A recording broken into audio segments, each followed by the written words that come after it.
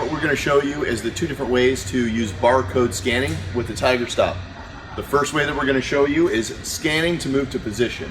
So this is a pretty simple option in that all we need to do is scan a barcode, and when we scan that, the TigerStop will then move to the position dictated by the barcode. So this is an easy way to get TigerStop to move to position using a barcode. What this does is eliminate the necessity for typing in a position at the controller, and it eliminates any errors that can happen when somebody's entering in by hand at the TigerStop controller. The second way to use a barcode scanner to work with a TigerStop is to build up a cut list.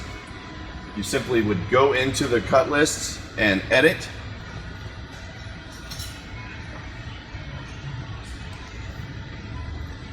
Select what style of cut list you want to use if you're optimizing and where you're getting your head and tail cuts. What we're doing here is we're actually just loading up the controller with the parts that we scan. So once we have our barcodes to scan, we're going to scan these and they're going to enter in to the controller as we scan. So each barcode that I scan will be one more part added to this list. Now these are saved in the controller, and again, this is to help eliminate any errors from entering in by hand. Once we're done with the list, once we've built it by putting in all the parts that we want, we simply select done, and then that part list is then saved into the controller and can be ran whenever needed, as many times as needed.